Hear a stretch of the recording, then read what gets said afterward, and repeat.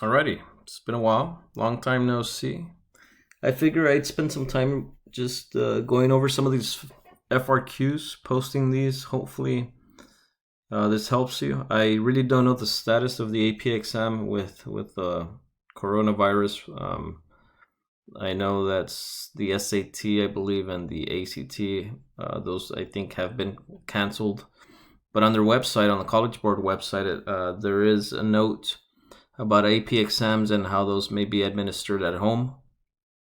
And I do want to do right by you, and I want to help you prepare if that's the case, if you're still taking the AP exam. So I figure I'll post this. And I guess if anything, maybe you have some time to code, do some problem solving, and we take it from there.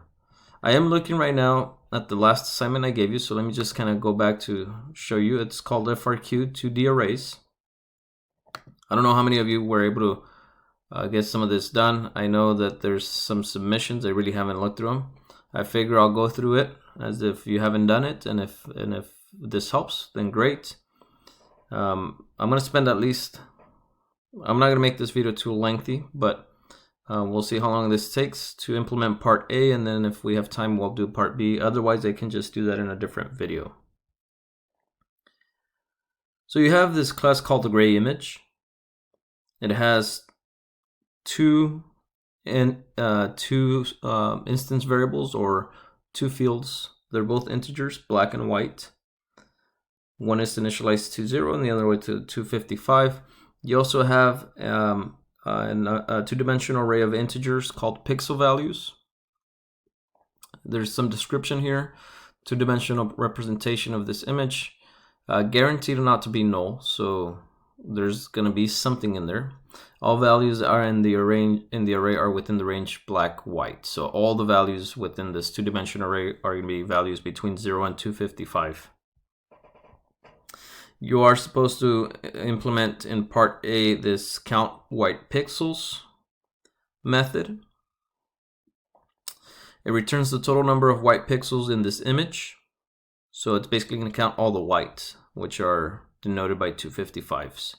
That should be a very easy implementation. You also have, I'll go through it. You also have this process image method. It's void of a return. It means it doesn't return anything and also doesn't take any parameters. Neither does count white pixels, no parameters. Well, I'll look into part B when we start implementing part B. So here's part A. Write the method count white pixels that returns the number of pixels in the image that contain the value white. For example, assume that the pixel values contains the following image. So they're saying, suppose that the two-dimensional array is this one. You're supposed to count all the whites, basically all the 255s. There's 1, 2, 3, 4, 5. There's 5 of them.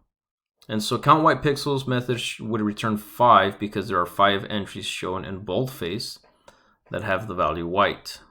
And so that's what we're tasked to do. If you're already starting, I will post another video on downloading and installing JGrasp in case you have not in Java. So I'll post that so you can get that at home if necessary. But I did take some time already to set this up. Here's the class.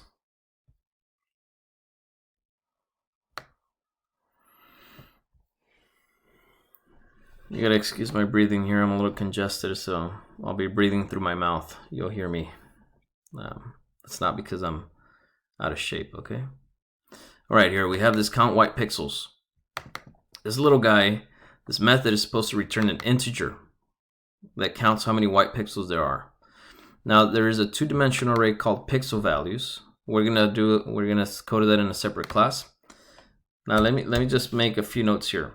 You need to traverse a two-dimensional array, so I'm gonna write here traverse a 2D array. Now you know that when you traverse a one-dimensional array, you use a for loop. When you traverse a two-dimensional array, you use a nested for loop.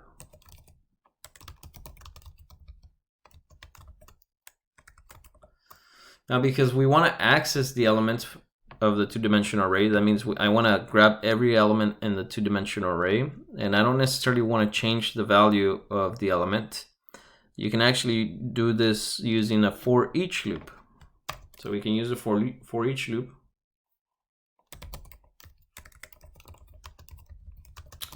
Or just a regular for loop. Either one should work. I'll do both so you can see the difference. We'll start with the regular for loop. We say for int I equals 0 until I is less than pixel values dot length, and we go by ones. Now this takes care of traversing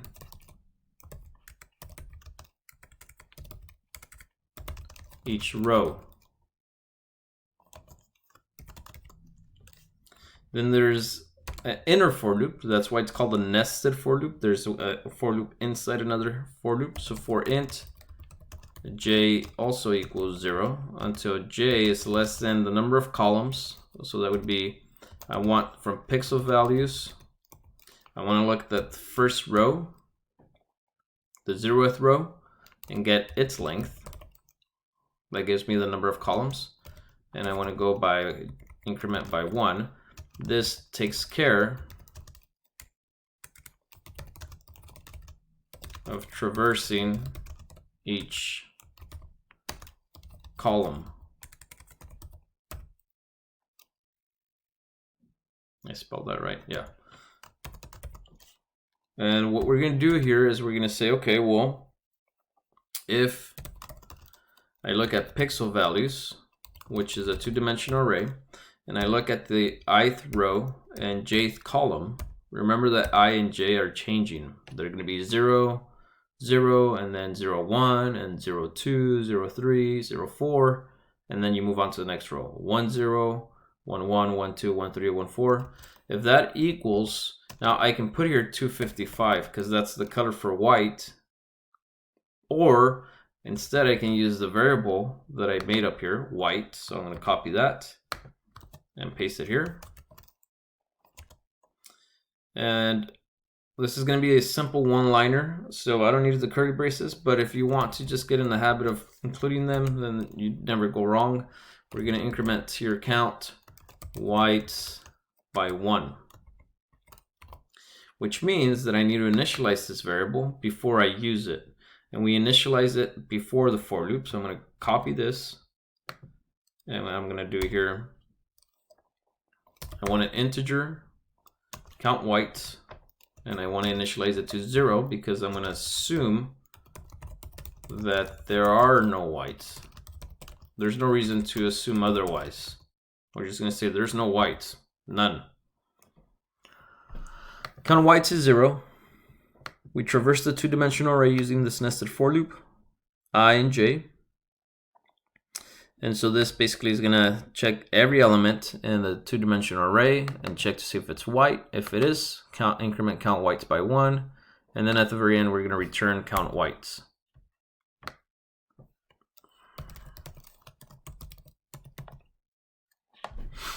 Now this is, again, a way of doing it with the regular for loop. Let me show you how you can use a for each loop instead. It actually looks a little easier, or it looks a little simpler. For each array of integers row for each row in pixel values,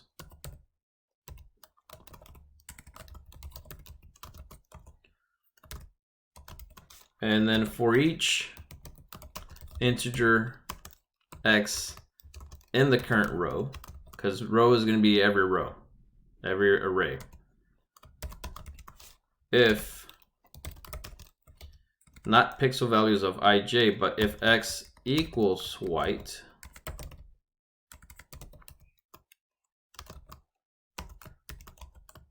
then increment count whites by 1.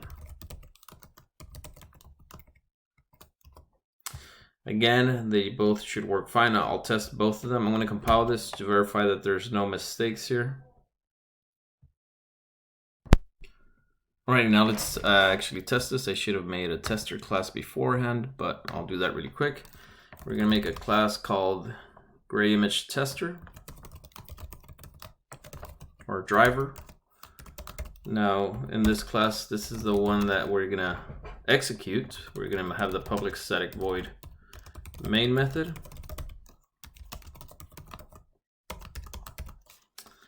And we're going to create a GrayImage object. We do that using, so we're instantiating, this is called instantiating an object of the GrayImage class, which means you're basically you're using that class to make this object. And so we use the name of the class GrayImage, and we can just call it image equals new GrayImage. No arguments, there's no constructor.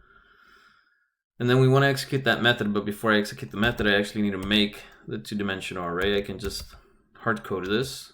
We'll call this pixels equals, I should have done this beforehand, but okay. Let's see, I think it was a 4x4.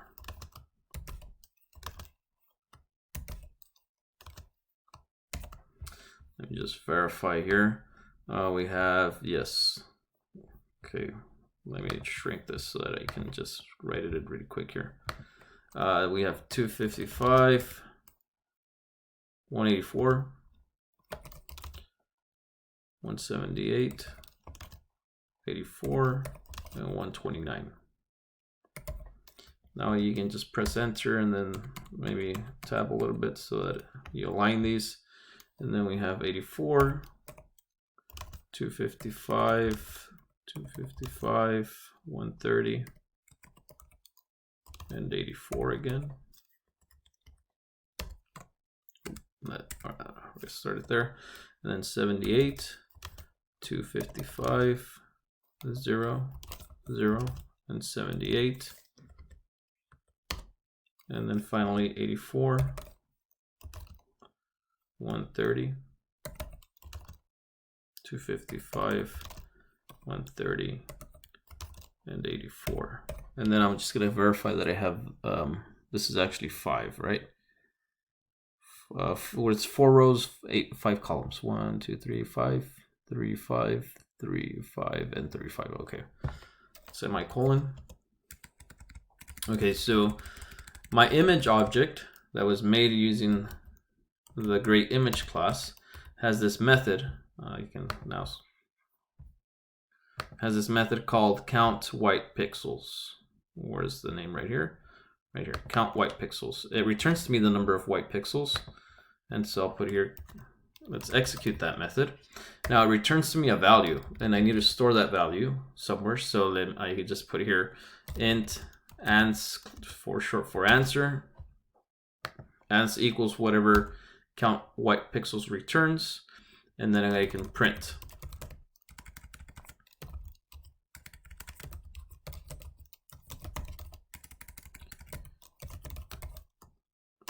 Ans. I noticed that it won't make a difference when I compile, but I need to compile. I need to save this in the same directory, in the same folder where I have the GrayImage class, and that is in here and in the FRQ. You see right here it says GrayImage. I can't save it under that same name. Okay. Once again, FRQ and then GrayImage tester. Oh, I forgot that's why it's not showing up. I forgot to write here public class. And then it should populate the name. It should, there it is, GrayImage tester. Okay, finally, there we go, compile. Everything looks good. Now I'm gonna comment this out first and to test using the for loop. Control/comments. I'm gonna compile. I'm gonna use the for each loop. Now there should be 5. It should return to me 5. Now if I compile this one and run it, Actually, I don't have to compile. I can just run because I compiled once. Null pointer.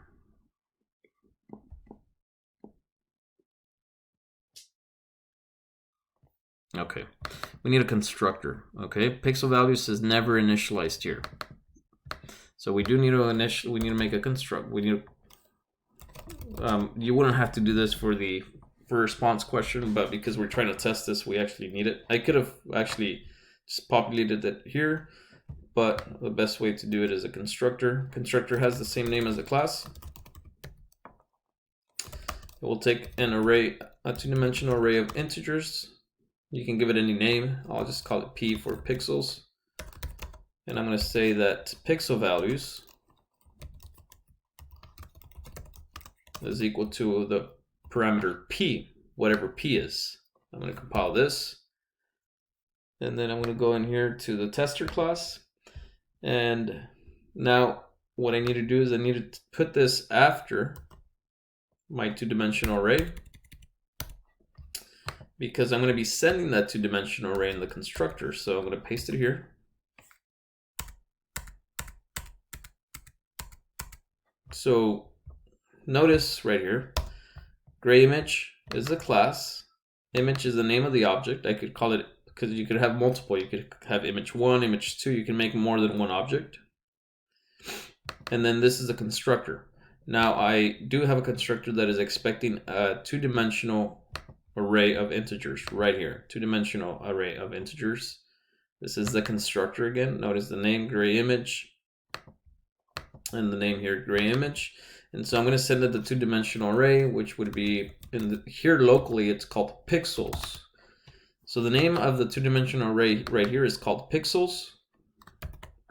The name of the parameter here is P, so it's stored as P. It doesn't make a difference. You could call it all the same name and it would work fine. And there you see it returns 5. So that's working. Now I want to go back. Now I want to uncomment to this. And I want to comment this. By the way, to comment, you hold Control and then the question mark or the slash. Control, question mark, slash, comments, Control Shift, and the slash uncomments. I compile because I made a change. I don't have to compile this again because I didn't change this file, and I'll just run and I still get 5. So that's working perfect. Okay, so that's implementation A. Let's look at what B is asking us to do. Okay, this looks a little more involved, but let's read it. It says, write the method process image that modifies the image by changing the values in the instance variable pixel values. This is a two-dimensional array, so you want to change some values in the two-dimensional array according to the following description. The pixels in the image are processed one at a time in row major order. Row major order means that you look at the row, at the first row in its entirety, and then you look at the second row, and then the third row, and then the first, and then the last row, so on and so forth. So that's actually being explained right here. Row major order processes the first row in the array from left to right, and then processes the second row, and so on and so forth. The first index of pixel values represents the row number, and the second index represents the column number. Basically, that means that's kind of like what we have with I and J. The first index I is the row number, the second index J is the column number. The pixel value at position row call, so at any position, row and call, is decreased by the value at position row plus 2, call plus 2. If such position exists. If the result of the subtraction is less than the value black, which is less than 0, black is 0. So if you have a negative value, the pixel is assigned the value of black. The values of the pixels for which there is no pixel at position row plus 2, column plus 2 remain unchanged. You may assume that all the original values in the array are within the range black, white, or 0 to 55, inclusive, meaning including 0 and 255. Okay, so the following diagram is supposed to show you how this works. Decrease means we're going to have to subtract the value at location row call, meaning the value at, let's look at 0, 0, for example. When row is 0 and call is 0, that would be 221. It's supposed to be replaced by a value where we decrease that 221 by the value at location 0 plus 2, column plus 0 plus 2. So row plus 2, call plus 2, 0 plus 2, 0 plus 2, 2, 2. The value at that location is 255. I'm sorry, not 255, 0, right? Row 2, column 2, so 0. So 221 minus 0 is just 221. It would remain unchanged. You see it right here. It stays 221. I can highlight it. And there is going to be a point where you won't be able to do this anymore. For example, if you have row 2, column 3, which is this still right here, if I add 2 to each of those, so 2 plus 2 is 4, 3 plus 2 is 5, there is no fourth row and there is no fifth column. So this should stay as 0, and basically anything after that should also stay as is. Sounds actually pretty straightforward. But there's things that we need to accommodate because we might run into some errors.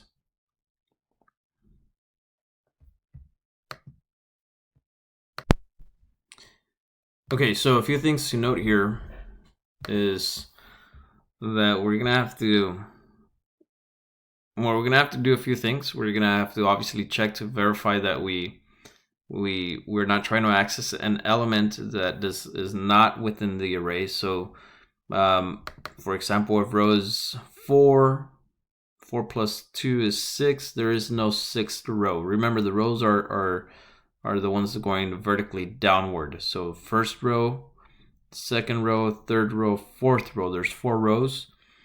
Or something like if column is 3, here's the third column, 84, 130, 0, 130 going downward, and I add 2 to that, I would get 5, and there's no fifth column, there's only a fourth column. So we need to add a protection for that. That's actually not too bad. I'll explain how we do that. We also want to make sure that after we subtract, we check to see if the value is less than 0, and if it is, we just want to replace. We want to put black or 0 there. And I believe that's it. Okay, so this is not too bad. Let's look here. Let's go to GrayImage. I'm going to uncomment this. I'm actually going to copy this because I'm going to use it. I'm going to use a nested for loop. Again, we're traversing a 2-dimensional array, so I'm going to cut this, Control X.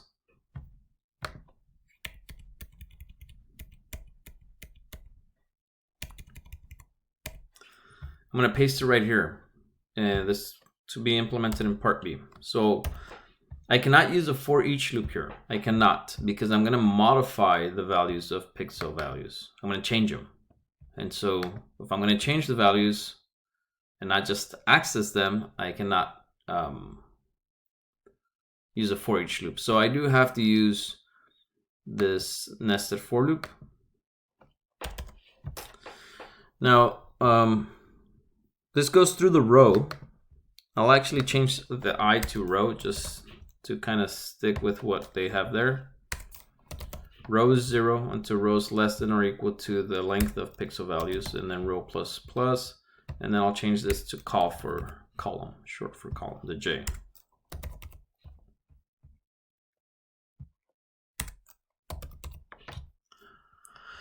Now, this is what we're going to do, okay? Let me show you. If I have something like this, where I have pixel values, and then I have row call.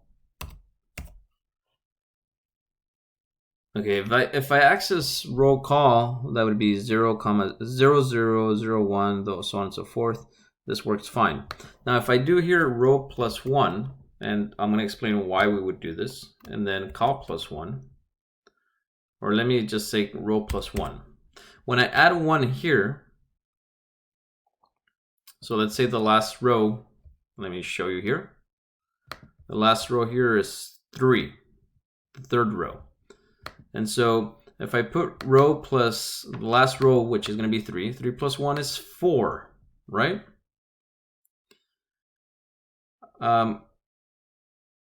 I would try to be accessing a row that does not exist. The fourth row does not exist.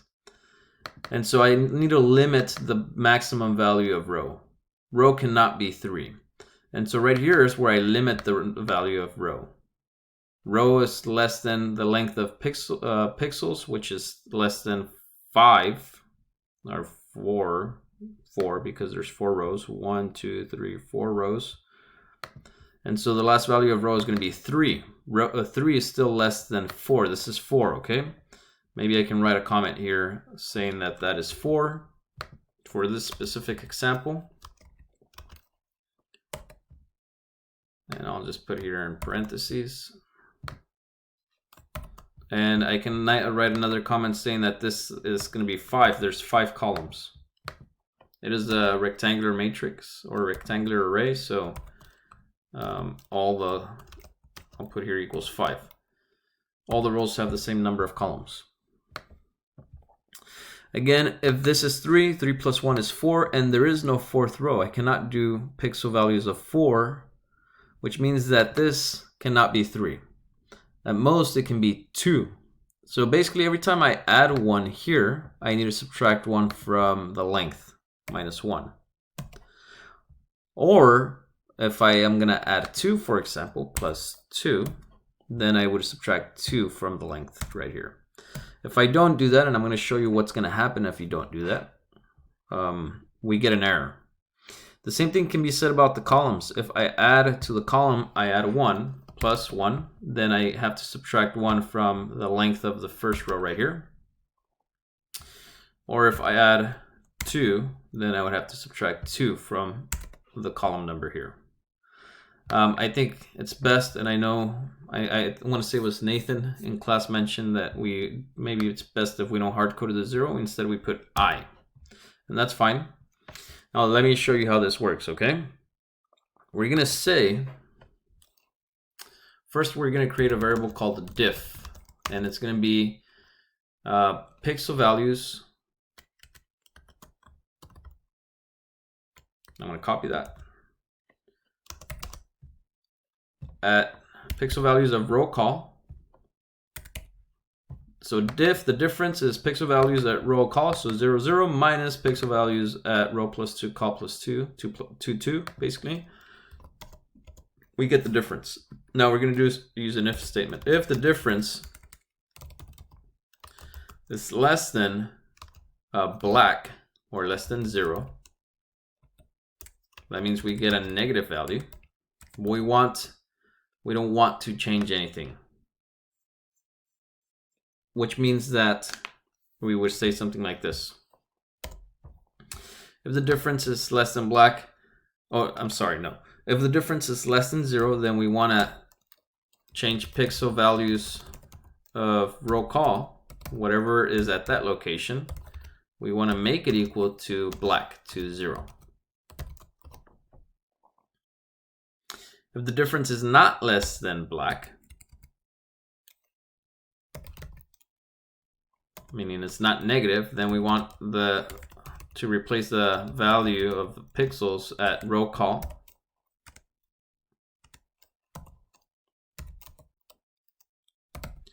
with whatever the difference was, equal to diff.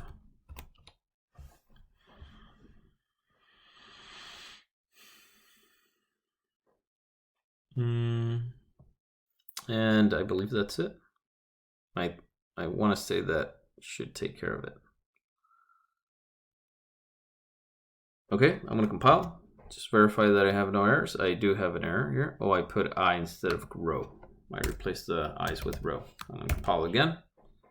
Okay, now I want to see what's in pixel values after I test. So right here, I'm going to test that. Okay, I know there's 5 white. I'm gonna then say image, my object. I want to execute this method called processImage. It has no parameters, so I don't have to include an argument. When I execute this, the values in the array pixel values will change. And so I want to retrieve those values, which means that I need to code a getter method. So to access pixel values, I'm going to implement, I'll just put here, implement a getter or accessor method. It basically gets the pixels values. And so I'm gonna, in the GrayImage, I'm gonna, right here after the constructor, a quick getter method public, return and the array, two-dimensional array. So get pixel values, no arguments. And all this is gonna do is return whatever pixel values is.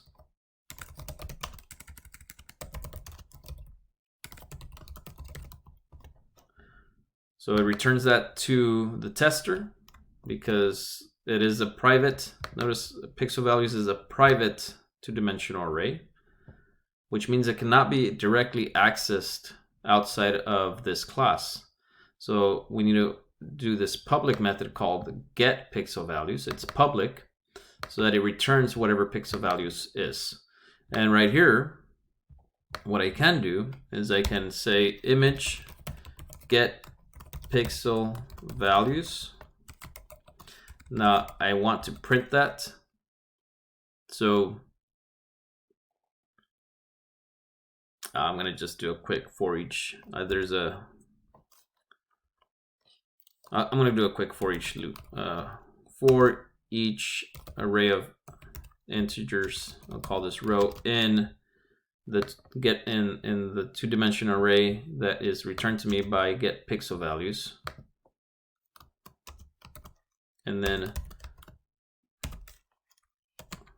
for each integer x in each row.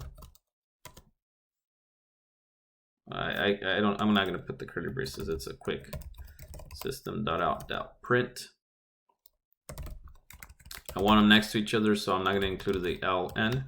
X plus a space, and then after I print every number in one row, I do want to put a new space. Notice that this is no longer in the inner for loop. Oh, come on. No longer in the inner for loop. I'm going to compile it to verify that all this is working fine. Good. Okay, so I'm going to get the pixel values. I'm going to execute the processImage, which changes the values within that array. And so I want to copy this so I can print again. Same thing as this is just printing, and so I can see the difference. I'm going to run. Actually, because it's a little hard to tell where one array starts and the other one begins. So I'm going to put here, I'm just going to print some asterisks to clearly see where one starts and the other one begins. There we go. Now let's compare these. Actually, if you put a tab, you should give yourself a little more space here. The escape sequence for a tab is the \t or /. I don't have them memorized. That's not necessarily a good thing, but okay, we give ourselves a little more space here. Now let me compare these to what we have here. I want to look at the second one. So that's 221, and this is 255. And clearly something's wrong. And then 184, that looks good. And then 100, that looks good. 84, 135.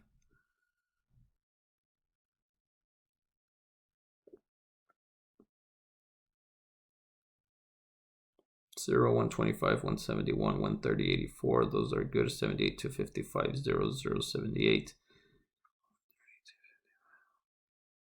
Okay, so my issue appears to be with just this first value and this last one right here. Oh, that's because I coded them wrong. Oh, they changed. Did they change? Yeah. This two-dimensional array is not the same as the one up here. So let me make those changes here. 221, 184, 178, 84, 135. And then 84, 255, 255, 130, 84, 78, 255, 0, 0, 78, 84, 130, 255, 130, 84. Okay, good. I just made a change. I need to recompile and rerun. And that looks good. Notice these are the ones that change right here. Look. Well, it highlights the whole row, but the only ones that change are from 0, 0, 1, 2, and 0, 1 going down. So just these, the ones that are in bold. And those look good. That works. Now let me show you why we need to subtract here. If I don't, so I'm adding 2 right here. I'm adding row plus 2 and col plus 2. And if I don't put length minus 2 and length minus 2, so let's get rid of that, minus 2 and minus 2, you'll get an error. It's called an index out of bounds exception. Right here, java.lang.array index out of bounds exception. That means that you're trying to access an element that is outside of the two-dimensional array. Like you're going to a row that does not exist. Meaning you're going to like row 4 down. You see down is 0, 1, 2, and 3. You're trying to access row 4. It doesn't exist. Or you're trying to access column 5, which doesn't exist. And so make sure that when you add 2 to this, you subtract 2. And because it's happening to both the row and the column, you need to subtract 2 from both the row and the column. If you have any questions, obviously, feel free to let me know. I'm going to post this. I encourage you to look at it. I know we have plenty of free time. Well, I don't have that much free time, but you do. So just look through it, post comments, ask questions. I'll make a Google Classroom. I'll show you where all this is at, and we'll go from there. Alrighty? Have a good one.